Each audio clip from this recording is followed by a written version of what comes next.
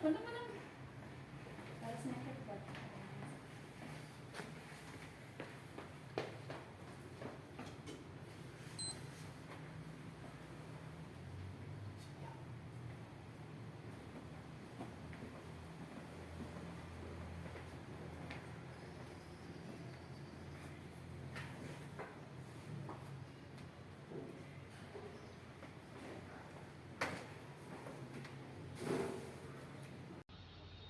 Assalamualaikum warahmatullahi wabarakatuh. Waalaikumsalam warahmatullahi wabarakatuh. Selamat pagi. Pagi. Yang terhormat Bapak Kepala Sekolah SD Negeri 2, dengan mengucapkan puji syukur kepada Tuhan Yang Maha Esa atas karunia kita, sehingga kita bisa berkumpul bersama-sama untuk menghadiri acara diseminasi budaya positif calon guru penggerak angkatan 10. Salawat serta salam tak lupa marilah kita curahkan kepada Nabi besar kita Muhammad SAW yang kita nantikan syafaatnya di yaumul akhir nanti. Untuk mengawali acara rapat kali ini, alangkah baiknya jika kita berdoa terlebih dahulu dengan membaca basmalah. Bismillahirrahmanirrahim. Adapun acara rapat hari ini dengan tema diseminasi, berikut susunan acara rapat pada hari ini. Pertama, pembukaan. Kedua, sambutan dari kepala sekolah SD Gandasuri 2. Ketiga, acara inti pembahasan acara diseminasi budaya positif modul 1.4 yang akan dilaporkan masuk oleh calon guru penggerak pada Bapak Ahmad Zahruddin.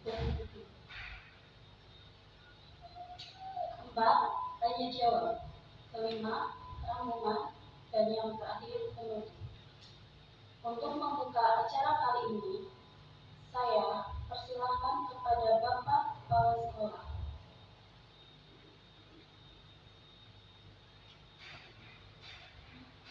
Untuk membuka acara pada pagi hari ini.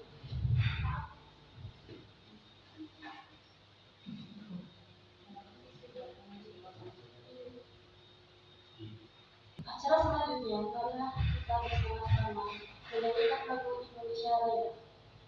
Dimohon para bayi untuk berdiri.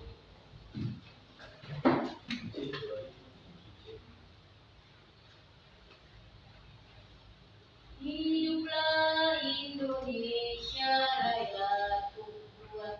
Indonesia tanah air, air tumpah darah. Di sanalah aku berdiri, jadi pandu hidupku. Indonesia kelangsaanku, bangsa dan tanah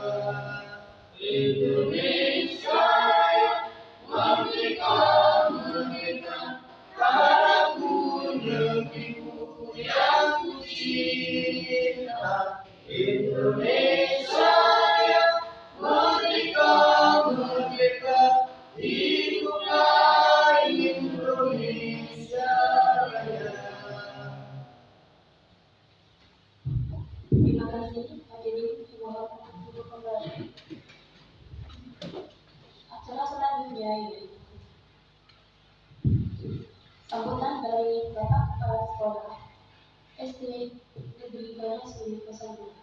Padanya kami persilahkan. Assalamualaikum warahmatullahi wabarakatuh. Waalaikumsalam warahmatullahi wabarakatuh. Alhamdulillah, syukurillah, yang kami hormati genap rekan-rekan guru calon guru penggerak angkatan 10,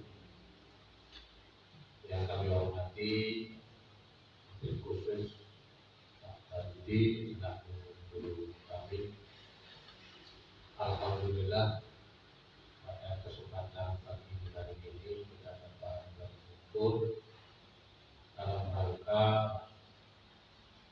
diseminasi budaya positif di sekolah. Pada kesempatan kali ini, Bapak Ibu nanti mungkin bisa berkolaborasi untuk menentukan apa-apa yang dilakukan, dikerjakan di sekolah masing-masing mengenai budaya positif, disiplin dan sebagainya. Hal ini bisa berkembang, bisa menyeluruh apabila Bapak Ibu sekalian telah mendapatkan pengalaman ini, kemudian disampaikan ke rekan-rekan guru yang lain, sehingga dengan adanya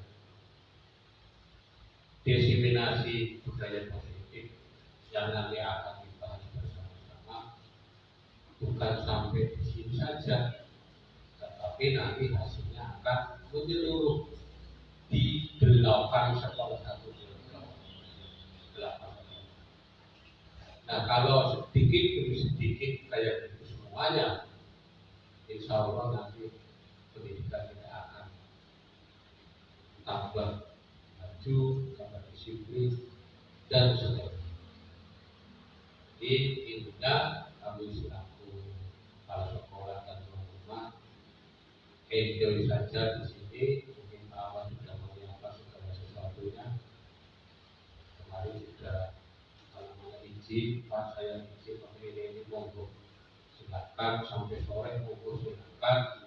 Dan yang penting kita bersama-sama untuk menjaga yang terbaik. Itu sudah sekali lagi silakan berkolaborasi menentukan hal-hal tentang diseminasi budaya positif dan nanti hasilnya supaya ditularkan ke rekan-rekan guru. Saya kira itu dari kami. Nah, selamat berpikir, selamat mengerjakan.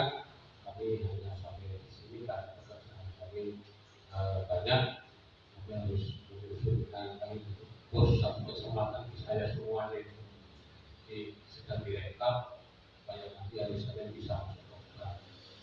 Terima kasih semuanya. Dan akhiri wabillahi taufiq wal hidayah. Assalamualaikum warahmatullahi wabarakatuh. Waalaikumsalam warahmatullahi wabarakatuh. Acara selanjutnya yaitu pemaparan materi oleh narasumber kita, Bapak Ahmad Zafidi. Padanya kami persilahkan.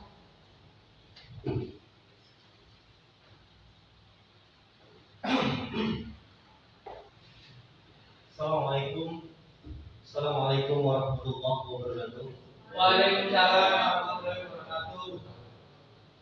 Selamat pagi Bapak Ibu, guru hebat. Baik Bapak Ibu, pagi ini yang luar biasa. Marilah sebelum masuk diseminasi modul 1.4, alangkah baiknya kita ber-ice breaking dulu biar kita lebih semangat lagi. Oke. Mohon Bapak Ibu untuk bisa berdiri biar tambah semangat. Kita akan bermain ice breaking sesuai dengan arahan yang di depan, tangan di atas. Iya. Nunggu dibuat dari saya nih Bapak Ibu. Contoh, di atas, tangan ke bawah, tangan ke samping. Bisa dimulai Bapak Ibu. Kita mulai tangan di atas, samping, atas, bawah, atas, samping. Baik, makanya kita butuh fokus yang luar biasa. Tepuk tangan. Terima kasih. Budaya positif. Apa itu budaya positif? Budaya positif merupakan perwujudan dari nilai-nilai atau keyakinan universal yang diterapkan di sekolah. Budaya positif di sekolah dapat diciptakan secara instan atau dadakan. Dalam penerapan budaya positif di sekolah diperlukan sebuah tuntunan dan tauladan dari seorang guru. Kita sebagai guru tentunya harus bisa menjadi tauladan, harus bisa menuntun anak-anak kita ke hal-hal yang lebih positif lagi. Kita juga sebagai guru dituntut untuk bisa menjadi suri tauladan, contoh yang baik buat anak-anak kita, buat peserta didik, buat seluruh warga yang ada di lingkungan sekolah tentunya.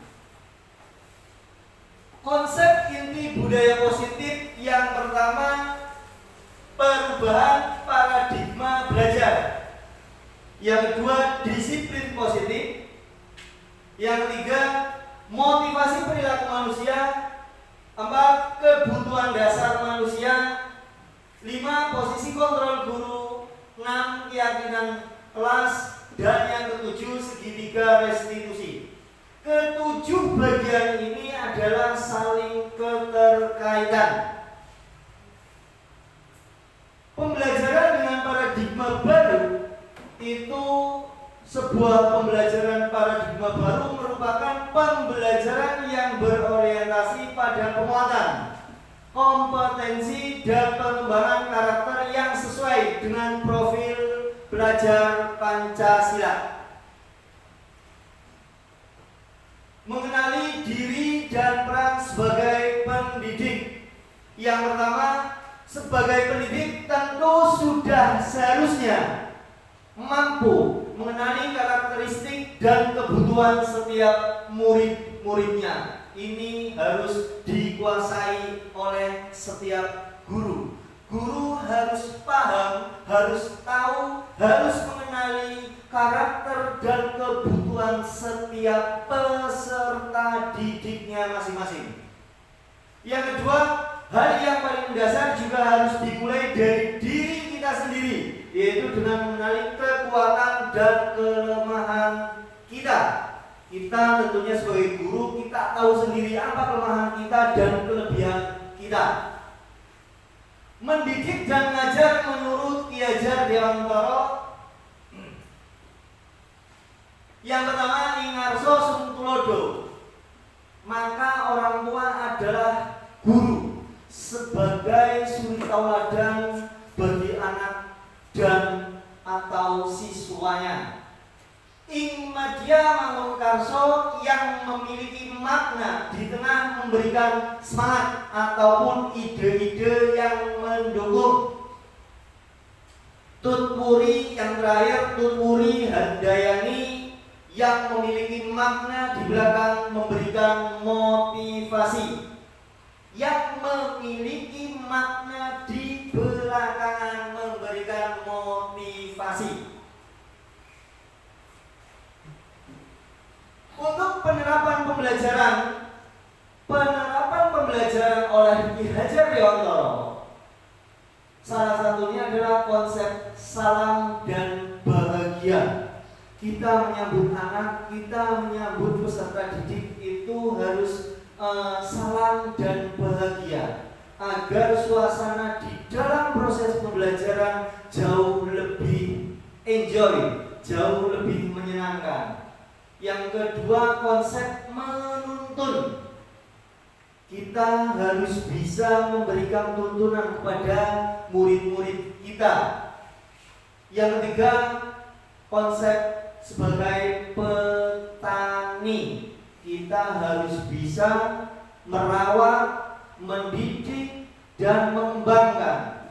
Dan yang keempat, konsep bermain. Di dalam pembelajaran kita bisa memberikan sedikit permainan di dalam pembelajaran itu sendiri, biar anak-anak merasa nyaman dan biar anak-anak jauh lebih menyenangkan dalam proses pembelajaran atau dalam belajar.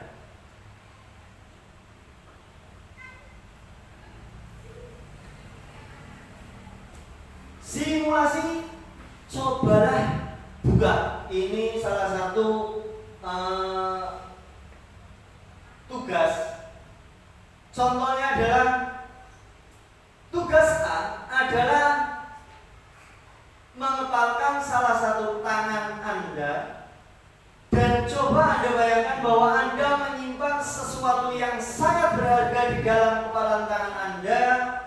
Anda perlu menjaga benda tersebut sekuat tenaga Anda karena begitu pentingnya untuk kehidupan Anda.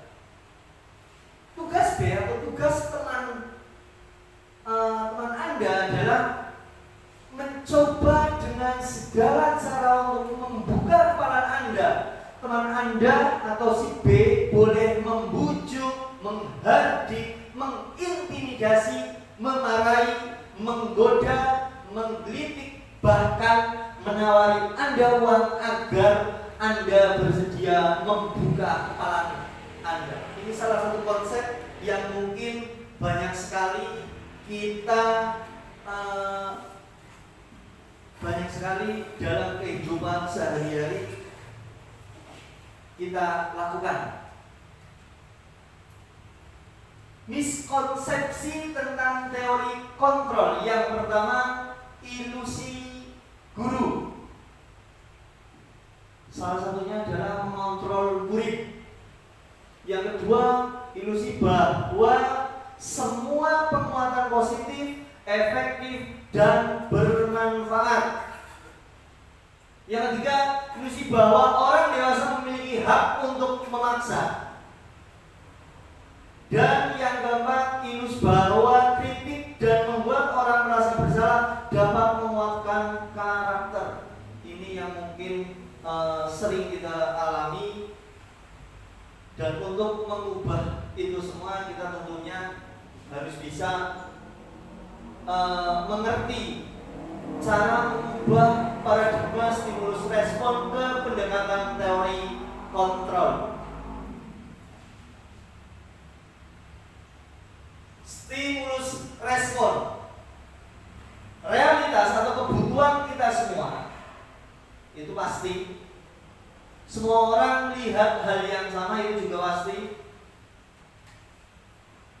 Kita mencoba mengubah orang agar berpandangan sama dengan kita. Ini yang harus kita lebih berdalam lagi. Perilaku buruk dilihat sebagai suatu kesalahan. Orang lain bisa mengontrol saya bisa mengontrol orang lain. Pemaksaan ada pada saat bujukan gagal. Model berpikir menang atau kalah. Sedangkan ini ada salah satu teori kontrolnya. Yang pertama, realita atau kebutuhan yang kita berbeda. Setiap orang memiliki gambaran berbeda. Kita berusaha memahami pandangan orang lain tentang dunia. Semua perilaku memiliki tujuan. Hanya Anda yang bisa mengontrol diri Anda. Anda tidak bisa mengontrol orang lain. Kolaborasi dan konsensus menciptakan pilihan-pilihan baru. Model berpikir menang dan menang dan menang terus. Disiplin positif.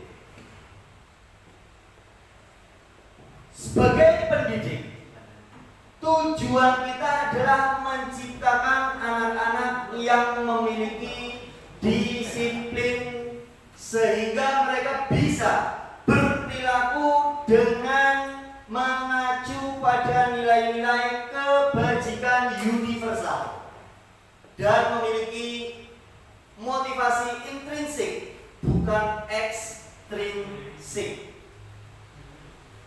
Motivasi perilaku manusia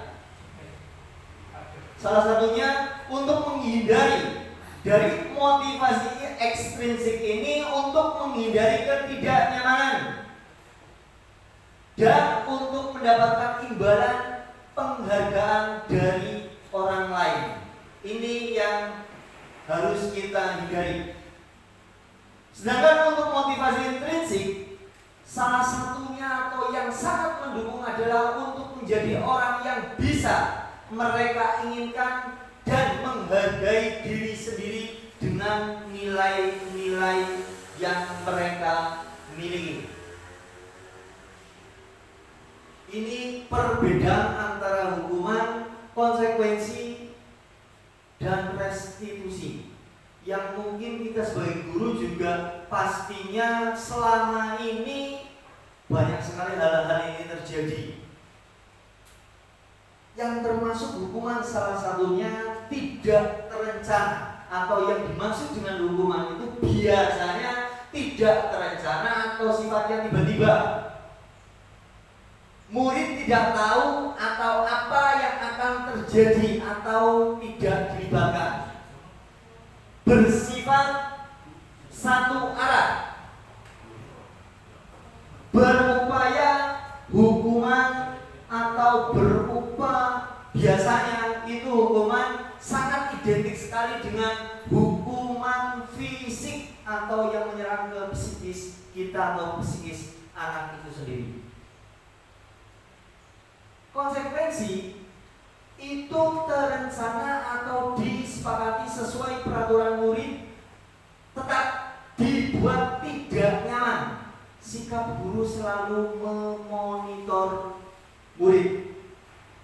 Dan yang terakhir, restitusi, proses menciptakan kondisi murid untuk memperbaiki kesalahan, proses kolaboratif yang mengajarkan murid untuk mencari solusi sendiri. Mari kita berlatih untuk bisa membedakan mana hukuman dan konsekuensi.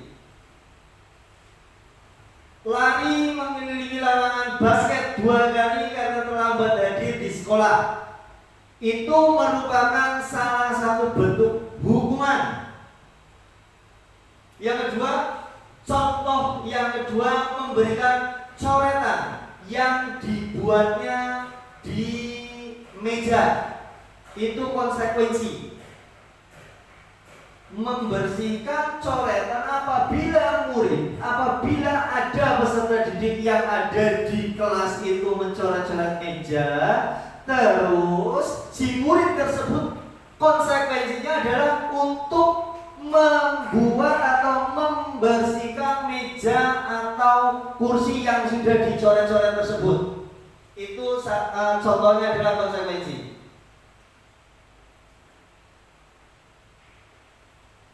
Hukuman atau konsekuensi. Mari kita berlatih menggantikan kertas tugas teman yang telah dicoret-coret. Menggantikan. Kalau misalnya kita atau teman atau peserta didik ada yang mencoret-coret buku temannya, maka konsekuensinya adalah memberikan atau memberikan buku baru yang telah dicoret-coretnya. Itu namanya bentuk konsekuensi. Sedangkan hukuman itu salah satu yang biasa dilakukan di sekolah. Ini mungkin sangat banyak sekali dulu. Kalau sekarang mungkin juga banyak sekali yang mengikuti program seperti ini. Maka saya yakin dan saya yakinnya hal seperti ini sudah jarang kita temui di sekolah. Berjemur di lapangan basket pukul 12 siang karena mengobrol dengan teman. Biasanya kalau misalnya habis istirahat kedua, ada pembelajaran setelah istirahat kedua, si anak ketahuan ngobrol dengan teman-temannya, hukumannya adalah berjemur di lapangan basket di panas teriknya matahari karena jam 12. Ini namanya hukuman dan ini sangat tidak dianjurkan. kebutuhan dasar manusia. Kebutuhan dasar manusia adalah segala sesuatu yang kita lakukan untuk mendapatkan apa yang kita inginkan.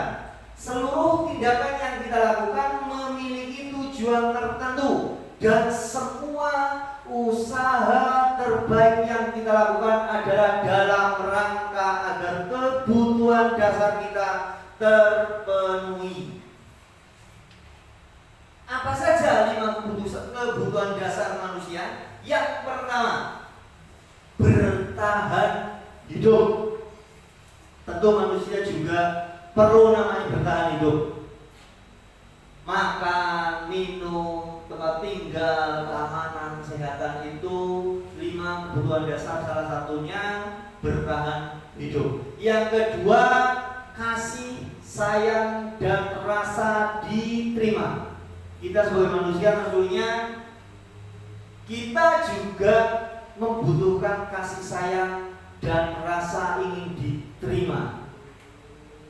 Rasa diterima, dipedulikan, berbagi, kerjasama, menjadi bagian dalam kelompok. Yang ketiga, penguasaan.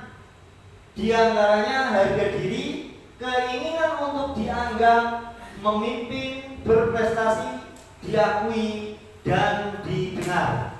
Yang keempat, kebebasan. Kebebasan diantaranya mandiri, memiliki pilihan, mencoba hal baru, mampu mengendalikan dirinya.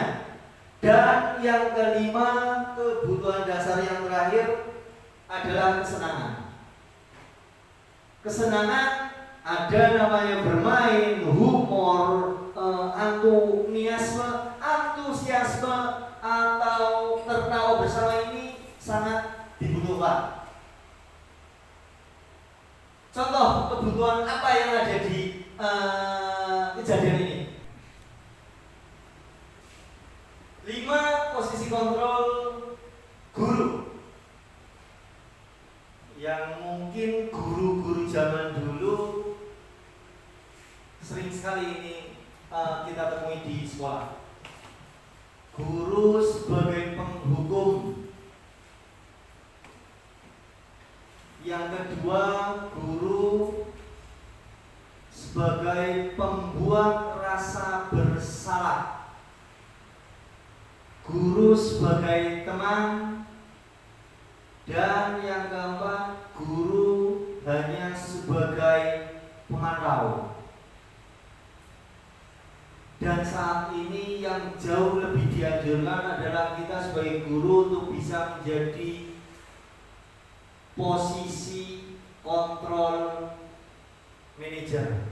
Karena apa? Dengan kita guru sebagai manajer, si anak jauh akan lebih bisa membenahi dirinya sendiri daripada guru harus memposisikan kontrolnya ke penghukum, rasa bersalah, pemantau, dan sebagai teman. Siapa yang mengatakan? Contoh, saya kecewa sekali dengan kamu. Ini salah satu kalimat yang sering kita temui. Saya kecewa sekali dengan kamu. Dan ini merupakan pembuat rasa bersalah. Betul Bapak Ibu? Betul. Ya, karena ini sangat sering sekali kita temui. Pembuat rasa bersalah. Saya kecewa sekali dengan kamu. Yang kedua, kamu tidak pernah benar melakukannya. Ini sering sekali kita lakukan.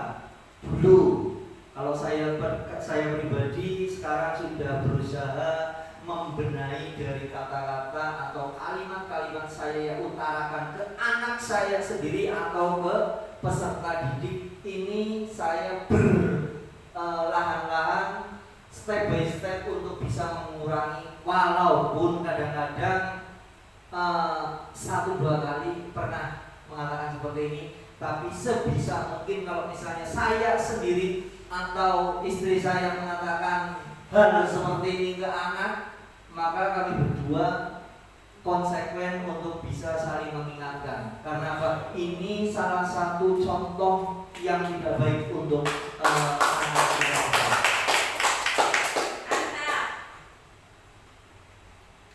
Contoh lagi, siapa yang mengatakan contoh?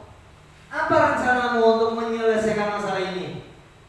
Dan ini contoh seorang manajer. Kalau sebagai teman, ayolah lakukan demi Bapak Ibu.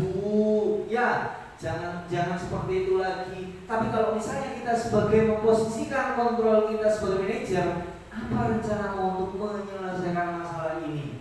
Itu jauh lebih mengena ke anak kita atau ke peserta didik, ke murid-murid kita. Sebagai pemantau, kamu tidak pernah mendapat nilai jika tidak mengerjakan tugas ini sebagai pemantau. Sedang penghukum pasti selalu yang terakhir selesai. Pasti kamu selalu yang selesainya terakhir. Ini sebagai penghukum. Si anak merasa dirinya seolah-olah terhujat dengan kalimat seperti ini. Selalu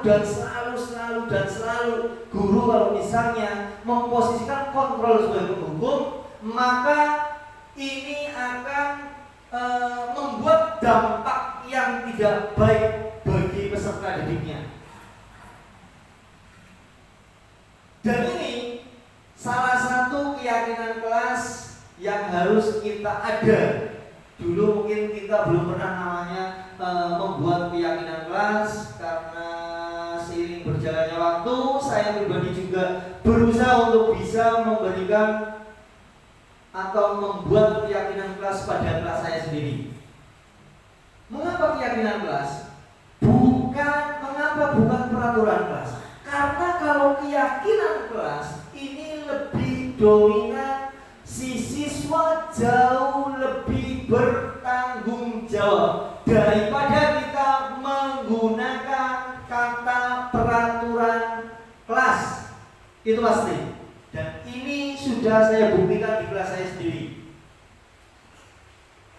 Pembentuk keyakinan kelas yang pertama bersifat abstrak, yang kedua merupakan pernyataan universal, ketiga dibuat dalam pernyataan positif, yang keempat sedikit saja agar mudah diingat, jangan panjang-panjang, yang kelima disesuaikan dengan kondisi kelas dan sekolah sehingga mudah diterapkan, dan yang terakhir semua warga sekolah atau warga kelas harus dilibatkan saat membuat keyakinan kelas. Jadi proses pembelajaran tidak akan mengalami kendala kalau kita sudah ada kesepakatan dengan peserta didik atau dengan murid kita. Hal ini sangat berkaitan dengan segitiga restitusi. Apa itu segitiga restitusi? Proses menciptakan kondisi bagi murid untuk memperbaiki kesalahan mereka, sehingga mereka bisa kembali pada kelompok mereka sendiri dengan karakter yang jauh lebih kuat.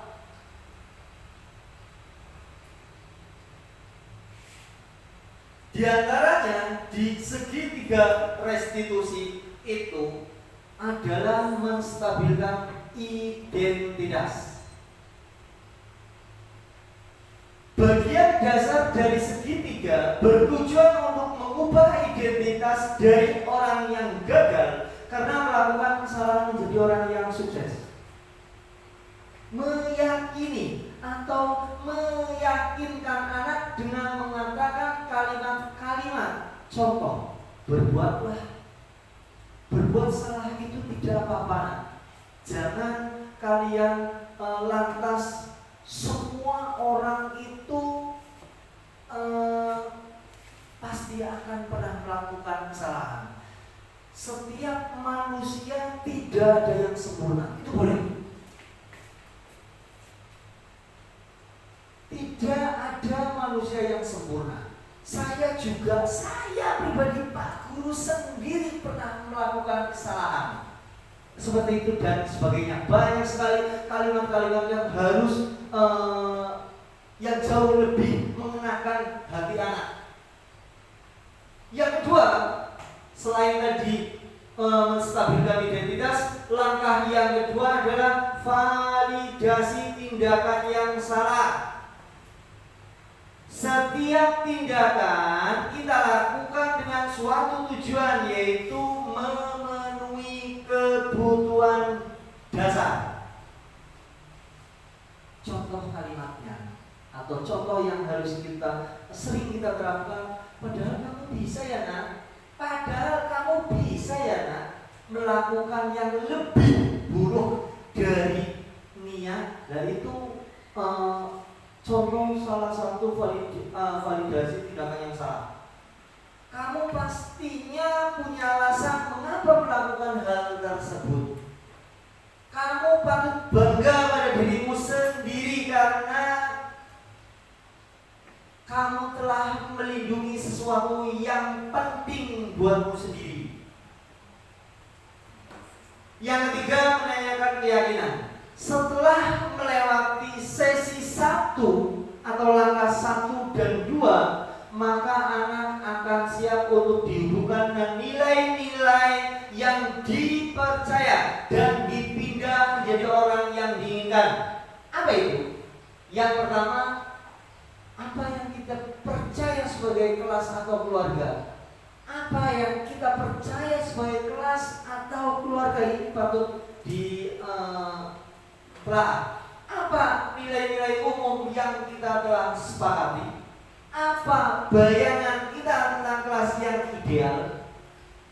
Kamu mau jadi orang yang seperti apa nak? Dan semakin pagi menjelang siang, semakin kesini, semakin kesana, semakin bermacam-macam. Maka untuk Bapak Ibu lebih enjoy, kita harus bikin dulu nih Bapak Ibu. Bapak Ibu dimohon untuk berdiri. Kita memainkan permainan yang agak sedikit berbeda. Silakan tangan di atas Bapak Ibu. Tangan di atas. Kalau aba-abanya apa kata saya berarti bisa, apa kata saya berarti Bapak Ibu tinggal memegang apa yang saya ucapkan. Silakan Bapak Ibu, tangan di atas. Pegang telinga. Pegang mata. Pegang rambut. Telinga, hidung, rambut. Ya, makanya Pak, kita butuh namanya konsentrasi. Tepuk tangan untuk kita semua. Baik, kita masuk ke sesi tanya jawab. Barangkali Bapak Ibu yang ada di sini ada yang kurang paham atau ada yang ingin ditanyakan. Kita di sini sama-sama belajar nih Bapak Ibu. Jadi saya bukan menggurui atau saya paling bagaimana, tapi kita sama-sama kita terjun di dunia guru. Tentunya kita tujuannya adalah untuk mencerdaskan peserta didik untuk bisa membuat atau untuk bisa menjadikan pendidikan jauh lebih baik lagi dari tahun-tahun sebelumnya. Baik, monggo Bapak Ibu, barangkali ada yang mau berkenan bertanya. Monggo Ibu Sarwa dulu nih. Monggo Ibu. Miknya monggo. Terima kasih sebelumnya Pak. Saya ingin bertanya. Monggo. Bagaimana metode yang tepat untuk menerapkan budaya positif agar menjadi pembiasaan yang positif bagi anak-anak di sekolah kita? Oke, pertanyaan yang sangat luar biasa. Tepuk tangan buat Ibu Sarwa. Luar biasa, pertanyaan yang sangat, berarti Ibu Sarwa sangat menyimak. Saya ulangi lagi nih, Bu. Bagaimana metode yang tepat untuk menerapkan budaya positif agar menjadi pembiasaan yang positif juga bagi anak di sekolah? Bagus, Bu. Ini patut diapresiasi. Kalau menurut saya, langkah yang pertama adalah setiap anak itu sangat haus dengan apresiasi, Bapak Ibu. Makanya kalau misalnya kita mau menciptakan budaya positif di lingkungan sekolah atau di lingkungan kelas, yang pertama dan adanya apresiasi. Setiap tindakan, setiap kegiatan anak, entah itu si A, si B, si C, jangan pilih kasih, Bapak Ibu. Kalau misalnya si A sudah melakukan kegiatan, contoh menyapu di kelas, kasihlah apresiasi. Ih, bersih sekali Mina, kamu nyapunya sangat luar biasa bersih. Itu anak kalau misalnya dikasih apresiasi, pasti akan jauh lebih senang. Itu yang pertama, Ibu. Yang kedua, membangun komunikasi terbuka. Bagaimana caranya? Kita sebagai guru janganlah semena-mena kita memanfaatkan waktu kita sendiri. Kalau misalnya kita ada waktu luang di saat jam istirahat, bolehlah kita keliling di lingkungan komplek kelas, bisa melihat ke kelas-kelas. Berikan waktu untuk kita, untuk murid-murid kita untuk bisa saling komunikasi. Tentunya komunikasi yang positif. Kalau misalnya kita sebagai guru membangun komunikasi yang terbuka, maka antara guru dengan murid akan terjalin sebuah budaya positif yang luar biasa. Itu yang kedua. Yang ketiga, Bu. Yang ketiga, sekolah mendukung pembelajaran inklusif. Itu harus. Kalau misalnya ada pembelajaran inklusif, itu baik itu kepala sekolah ataupun dewan guru yang ada, itu mau tidak mau harus mendukung supaya budaya positif bisa menjadi sebuah kebiasaan di sekolah kita. Yang keempat, mendukung adanya kolaborasi dengan yang tua, dengan yang muda. Jangan mentang-mentang yang tua pengalamannya jauh lebih banyak, maka tidak mau berkolaborasi dengan yang muda. Begitu juga dengan yang muda. Guru yang muda itu jangan mentang-mentang lebih muda, pikirannya itu jauh lebih cemerlang, maka tidak mau berkolaborasi dengan guru-guru yang sudah apa, Bapak Ibu? Sudah senior, bukan yang tua, Bapak. Yang kelima, mengadakan kegiatan positif. Contoh kegiatan positif banyak sekali, Bapak Ibu. Kalau misalnya kita mau upacara di lapangan, di tengah-tengah lapangan kita atau guru menemukan sampah, bisa kita ambil sampahnya, bisa kita ambil, kita buang ke tempat sampah. Nah, itu salah satu kegiatan atau hal-hal. Dan insya Allah kalau misalnya kita menerapkan dari 5 kegiatan tersebut, maka di sekolah tersebut atau di sekolah yang kita cintai ini akan tercipta namanya pembiasaan, metode atau menerapkan budaya positif. Itu pasti. Ada lagi Bapak Ibu yang ingin bertanya? Monggo Pak Zam. Terima kasih Pak Ahmad. Ini mana ini?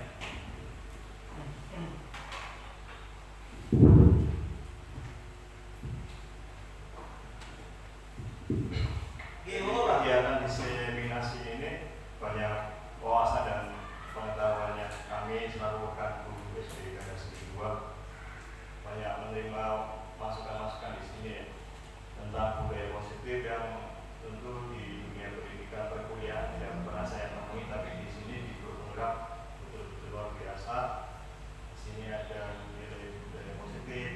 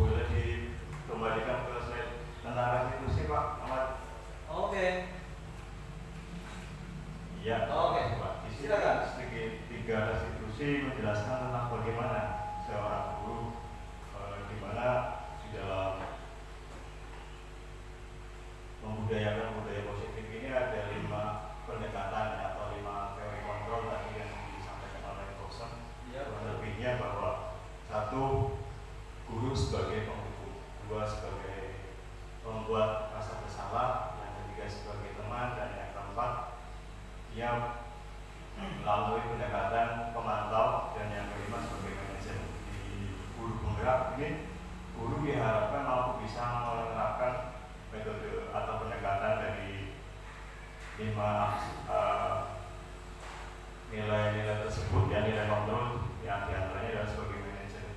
Namun yang ingin saya tanyakan di sini adalah tentu anak mempunyai banyak keunikan, anak mempunyai banyak beberapa perbedaan satu sama lain. Tentunya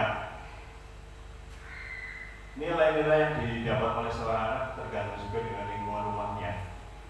Yang ingin saya tanyakan di sini, dengan menciptakan lingkungan, apakah dengan segitiga restitusi itu efektif untuk menyelesaikan seluruh masalah murid di kelas, Pak? Sementara diulang, Pak? Ya, jadi pertanyaannya bisa diulang. Pertanyaannya adalah apakah dengan segitiga restitusi itu efektif untuk menyelesaikan seluruh masalah murid di kelas? Sementara dari tingkatan dari kelas 1, 2 hingga sampai kelas tentunya banyak kemajukan dalam permasalahan yang terjadi pada diri anak. Bisa tingkat permasalahan tentunya berbeda-beda dan beraneka ragam. Tentunya hal ini dipengaruhi oleh faktor lingkungan. Terima kasih, Pak.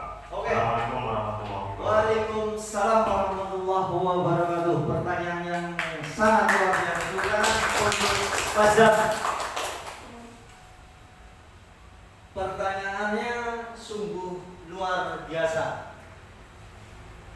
Kalau tidak salah, pertanyaannya saya bacakan kembali, Pak. Barangkali ada yang keliru, mohon diluruskan. Pertanyaannya adalah, apakah segitiga restitusi itu efektif untuk menyelesaikan seluruh permasalahan yang ada di murid, di lingkungan kelas ataupun di lingkungan sekolah? Betul begitu nggih, Pak Zan? Baik. Dengan tentunya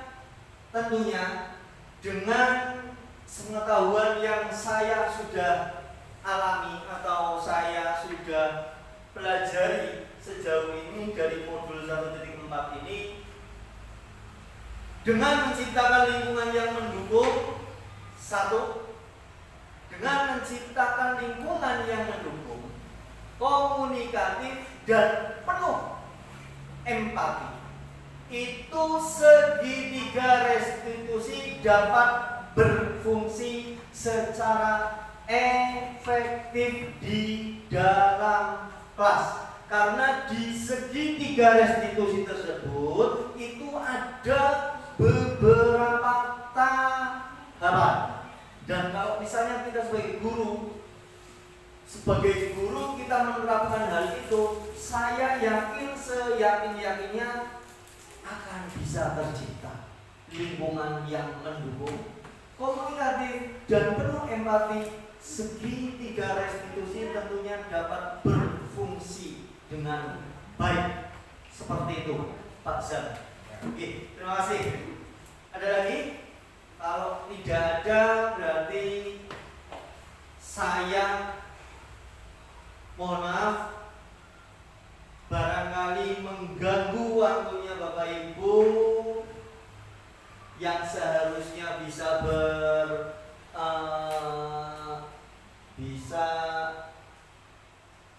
memanfaatkan waktu yang lain. Saya mengucapkan terima kasih Bapak Ibu atas waktunya. Saya juga mohon maaf apabila ada kata-kata yang kurang berkenan, baik itu yang disengaja ataupun yang tidak sengaja. Tentunya saya pribadi mohon maaf. Kurang lebihnya, billahi taufiq wal hidayah. Assalamualaikum warahmatullahi wabarakatuh.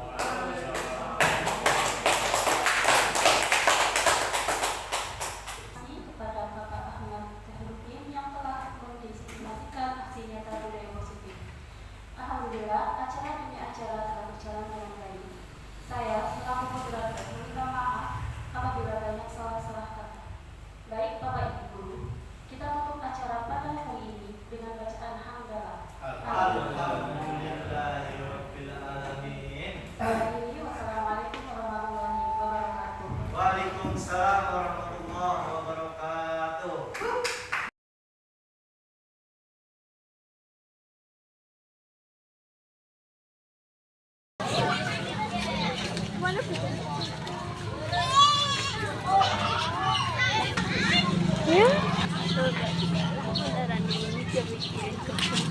Padahal itu tempe dikongkon tau.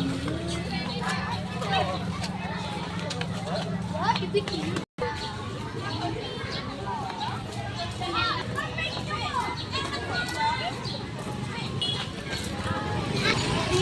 Lihat. Harus dikalin. Awas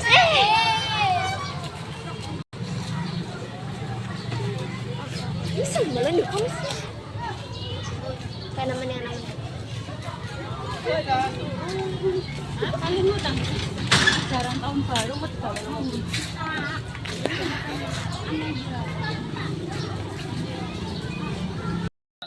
Assalamualaikum warahmatullahi wabarakatuh.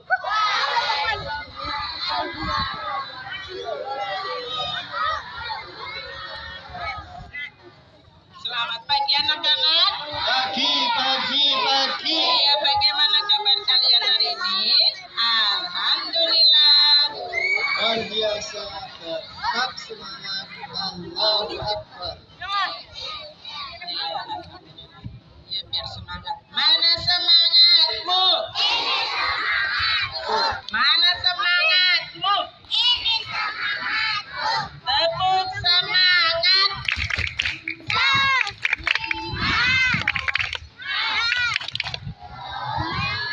Iya, semangat alhamdulillahirrahmanirrahim.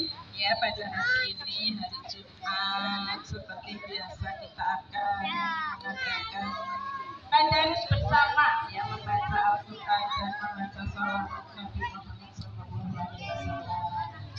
Kalau ada salawat wajib kita salat, salawatnya bagaimana? Alhamdulillah semuanya sehat dalam keadaan sehat walafiat. Nah, sekarang anak-anakku yang membawa juz amma, tolong dibuka. Kita akan mengaji bersama-sama. Ya.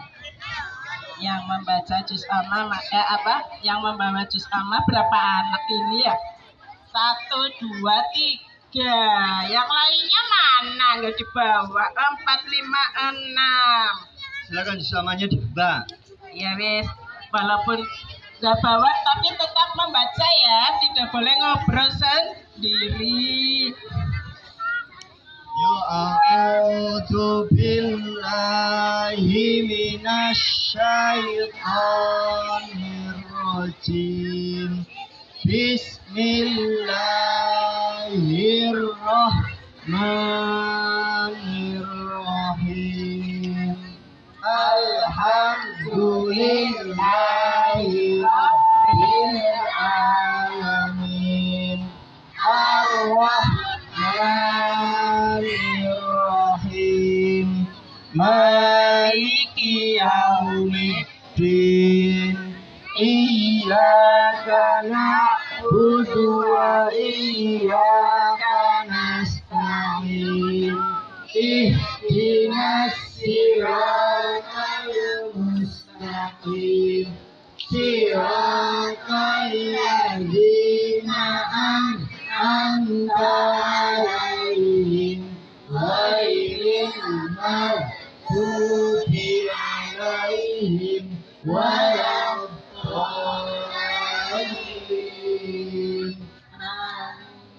Bismillahirrahmanirrahim. Qul a'udzu birabbin nas, malikin nas, ilahin nas, min syarril waswasil khannas, alladzi yuwaswisu fi sudurin nas, minal jinnati wan nas. Bismillahirrahmanirrahim. Qul a'udzu birabbil falaq, min syarri ma khalaq, wa min syarri ghasiqin idza ومن شر النفاثات بالعقد ومن شر حاسد إذا حسد بسم الله الرحمن الرحيم قل هو الله أحد الله الصمد لم يلد ولم يولد ولم يكن له كفوا Lonceng depan, gerak. Tegak, gerak.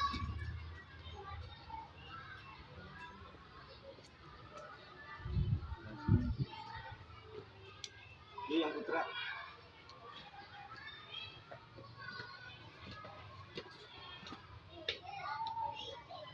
Yang putih.